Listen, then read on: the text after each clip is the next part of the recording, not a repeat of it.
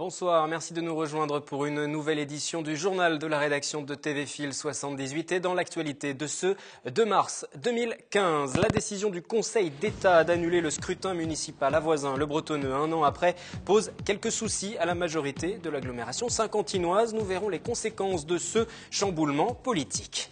Les anciens dirigeants de Promopole, pépinière d'entreprise basée à Montigny-le-Bretonneux, mais aussi à Trappes, assignés devant le tribunal de commerce de Nanterre. Un audit révèle plusieurs dysfonctionnements. Nous en parlerons avec l'actuel président de la structure, Othman Nasrou. Et puis, les chasseurs rangent leurs fusils. La saison est maintenant terminée. Et ce week-end, pour la clôture, c'est une animation pédagogique que ces derniers ont organisée.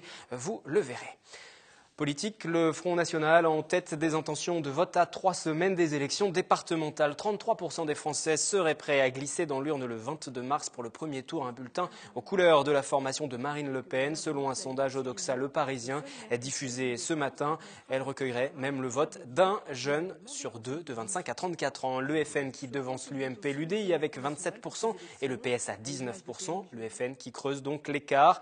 Ce scrutin qui mobilise si peu d'une manière générale devrait donc avoir de lourdes conséquences sur le paysage politique, alors qu'à la fin de l'année, ce sont, vous le savez, les élections régionales qui seront organisées. Et vous, seriez-vous prêt à voter pour le Front National, le Rassemblement Bleu Marine? Nous sommes allés vous poser la question dans les rues de Saint-Quentin en Yvelines. Micro-trottoir signé Patrick Jacques de Dixmude et William L. Ah non, pas le Front National. Surtout pas le Front National. Non. Question de conviction, voilà, tout simplement. Non, j'ai jamais été Front National. Je trouve qu'il y a quelque chose qui me dérange, qui est violent, Je suis plus quelqu'un qui veut moduler les choses et le Front National est trop extrémiste pour moi. Oui, sans problème. Pour quelle raison? Parce qu'aujourd'hui, l'offre politique ne correspond plus du tout à ce qu'on peut espérer, que ce soit à droite ou à gauche. Donc pourquoi pas changer et voir un petit peu ce qu'eux sont capables de faire. Ah non, pas du tout, parce que nous sommes engagés dans un autre parti. Pourquoi pas? Pour quelle raison? Parce que c'est un parti comme un autre. Non, parce que je ne partage pas leur point de vue. Verdict donc à l'issue de ce mois, le 22 mars, premier tour des élections départementales. Politique toujours, de nouvelles élections à Voisins, le Bretonneux, et c'est l'organisation communautaire de la Casquille qui se trouve entièrement modifiée. Le vote du budget était prévu le 15 avril. Il pourrait être repoussé. Les explications avec Catherine Zulato. La ville de Voisins-le-Bretonneux n'a plus de conseil municipal et l'agglomération saint-quentinoise se retrouve amputée de 4 de ses élus communautaires, ce qui change la couleur politique de l'Assemblée. Le conseil communautaire de la Casquille, ce sont en effet 48 délégués représentant les 7 communes. En termes d'équilibre politique, 25 élus sont à ce jour de droite et 23 sont de gauche. Avec la démission des 4 élus communautaires à droite de Voisins-le-Bretonneux, l'Assemblée est donc mathématiquement à gauche. L'exécutif avait prévu de voter le 15 avril le budget primitif 2015. Un report pourrait être demandé. Je vais attendre déjà de connaître la date des élections officielles qui seront fixées par le préfet des Yvelines. Et ensuite, on regardera en fonction des dates précises. S'il faut qu'on bouge de quelques jours, je demanderai au préfet l'autorisation de pouvoir bouger de quelques jours le vote du budget. Mais je pense que tout le monde peut bien comprendre ça. À partir du moment où il y a une élection annulée, il faut attendre que le Conseil de Glo soit au complet, surtout pour voter un budget. Donc aujourd'hui, il n'y a rien qui bloque le fonctionnement de la communauté de l'agglomération de Saint-Quentin. La seule chose aujourd'hui qui n'est pas arrêtée, c'est le vote définitif du budget pour l'année 2015. Une situation inédite. Une fois les élections passées et à moins d'un rapport de force politique inversé à Voisins-le-Bretonneux, ce qui n'est jamais arrivé, la droite devrait redevenir majoritaire. Reste à connaître la date de cette municipale partielle. Certains avancent déjà la mi-avril.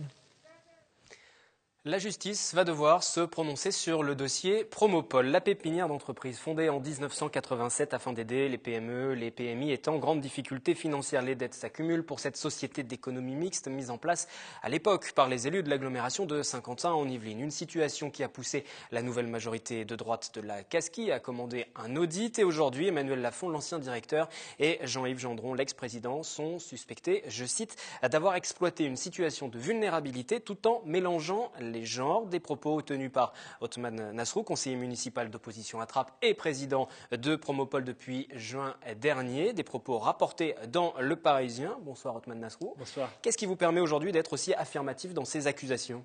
Écoutez, c'est extrêmement clair. Quand on récupère une situation qui est effectivement, comme vous l'avez rappelé, très dégradée sur le plan financier, on regarde les éléments, vous avez parlé d'un audit indépendant qui a été fait, et puis on constate un fait assez simple, en l'occurrence, c'est que la société du directeur du Promopole facturait un certain nombre de prestations de services pour des montants assez importants à Promopole. Donc il était à la fois le président de Promopole et en même temps le directeur de Promopole. Le directeur de Promopole et en même temps président d'une autre structure. Tout à fait, qui facturait, etc. Donc évidemment, cela s'appelle un conflit d'intérêts. Alors, par rapport à ça, nous, on n'a pas eu d'autre choix que de prendre nos responsabilités et d'engager une procédure en justice pour réclamer le remboursement de ces sommes, parce qu'on parle de 40 000 € qui ont été effectivement facturés, alors que Promopole était déjà dans une situation de quasi-faillite, ne pouvait pas régler ses échéances bancaires, et donc évidemment, c'est un mélange des genres qui interroge. Maintenant, il appartient à la justice, naturellement, de dire ce qu'il en est.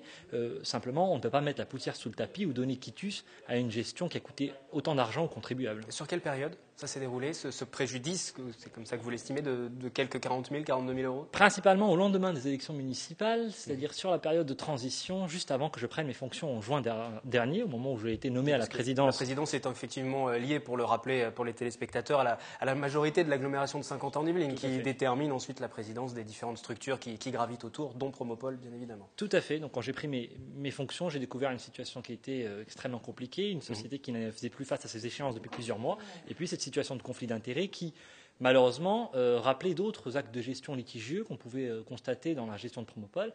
Et c'est une gestion qui, de mon point de vue, n'est plus acceptable. Promopole a malheureusement englouti des sommes considérables dans une gestion largement critiquable. Il s'agit de plusieurs centaines de milliers d'euros, et je crois que maintenant, il faut mettre un terme définitif à ce gâchis d'argent public qui, malheureusement, aurait dû s'arrêter bien avant. Mais vous avez eu des échanges avec l'ancienne direction pour demander des explications sur ces facturations, parce que c'est la justice, vous l'avez dit, qui va devoir se prononcer. Ces factures ont été établies.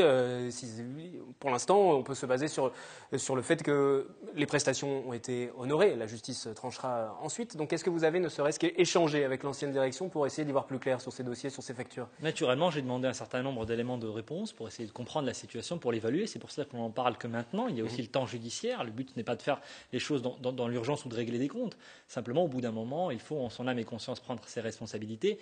Et il était évident que ce qui avait été fait dans cette gestion-là ne pouvait pas être de la gestion normale, classique, traditionnelle, en bon père de famille. On a affaire sur Promopole, je l'ai déjà dit, à des fautes de gestion manifestes, à des erreurs stratégiques lourdes. Et normalement, naturellement, dans n'importe quelle structure, la question des responsabilités se pose.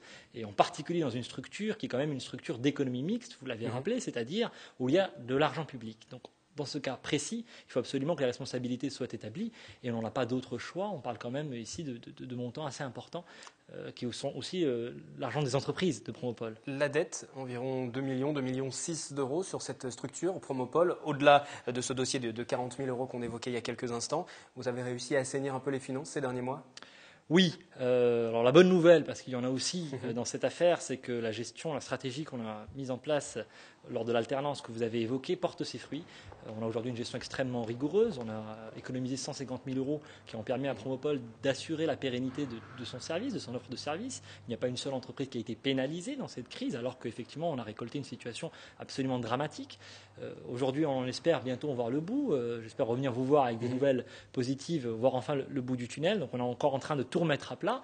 Avec une gestion... ça reste séduisant pour les entreprises qui veulent venir s'installer dans le cadre de Promopole, parce qu'on le rappelle, il y a des services qui sont proposés, il y a des locaux qui sont assis à disposition à des tarifs plus intéressants pour les entreprises qui se lancent, bien évidemment. Les entreprises, encore aujourd'hui, vous sollicitent pour venir s'installer dans vos locaux? Oui, naturellement. Alors, il y avait un problème d'attractivité aussi, de l'image de marque de Promopole qui ne s'est pas forcément réformée au fil des ans. Et si vous voulez, on a affaire aux conséquences aussi d'une gestion qui n'était pas une gestion de chef d'entreprise. Donc aujourd'hui, on a remis les choses à plat, on est en train de tout remettre à plat, le commercial, l'attractivité du bâtiment de Montigny, l'offre de valeur qu'on propose aux entreprises. Ce travail, bien sûr, prend du temps. On essaye néanmoins d'aller vite. En 6 mois, je pense qu'on a fait beaucoup de chemin. Et donc, j'ai bien l'intention de redonner un second souffle, une seconde jeunesse, avec l'appui de la nouvelle majorité communautaire, à cet outil qui est Promopole, qui doit remplir encore plus ses ambitions pour le développement économique du territoire. Vous parlez du site de Montigny-le-Bretonneux. Juste pour conclure, l'avenir de ces différents sites, celui de Montigny est à part, parce que celui de Trappes va être géré maintenant par la municipalité. C'est comme ça que ça doit fonctionner? Aujourd'hui, nous sommes dans une négociation avec la ville de Trappes. Il y a effectivement question de ce scénario où la ville de Trappes reprendrait les sites des Merisiers et de Torres, de Promopole.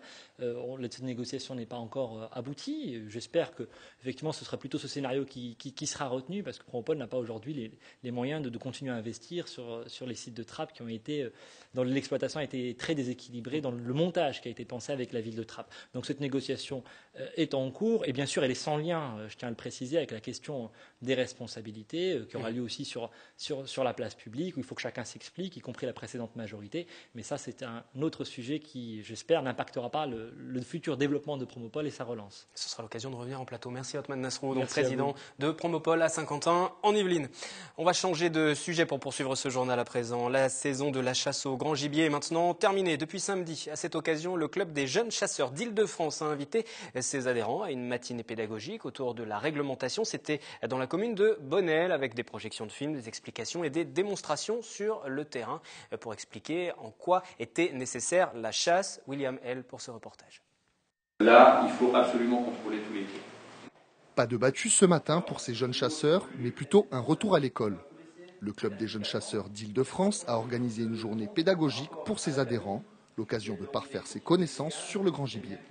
La classification grand gibier commence chez nous, au chevreuil, en passant par le sanglier et cérébiche. On se retrouve actuellement une activité qui est quand même en baisse, et il faut penser à l'avenir. Et je pense que les jeunes chasseurs, c'est l'avenir. Un avenir qu'il faut préparer dès maintenant, mais surtout encadrer. Les techniques de chasse et les règles de sécurité sont expliquées minutieusement par des intervenants professionnels. Il n'y a pas d'école, hein. On est chasseurs soit de père en fils, ou on a beaucoup de Parisiens qui viennent à la chasse parce qu'ils veulent décompresser de la semaine de boulot. Ces gens-là ont tout à apprendre, d'où le but de cette matinée aussi, et des formations qui sont faites tout au long de l'année par les différentes associations cynégétiques. L'après-midi, exercice pratique, une recherche au sang avec un chien de rouge, une méthode désormais obligatoire. Nos chiens sont spécialisés pour rechercher ces animaux blessés et qui doivent faire la différence entre les animaux sains et la voix de l'animal blessé. Sur les 25 000 chasseurs d'Île-de-France, 5 000 auraient moins de 27 ans et seraient donc de jeunes chasseurs. L'association, elle, ne compte qu'une centaine d'adhérents, bien trop faible. Un mot de sport en rugby, le club de Versailles s'impose face à Lagrange Armentières et conserve donc une chance d'accéder aux phases finales du championnat de France. Ce sera bien évidemment l'un des titres du 7-8 Sport avec Mickaël Elmidoro. 7-8 Sport à retrouver tout au long de ce lundi soir sur notre antenne. Demain pour le journal Catherine Zelato. Ce sera pour la première diffusion en direct à 18h et moi je vous retrouverai à partir de 18h30 pour le 7-8 politique et 19h premier débat dans le cadre des départementales. Très bonne soirée.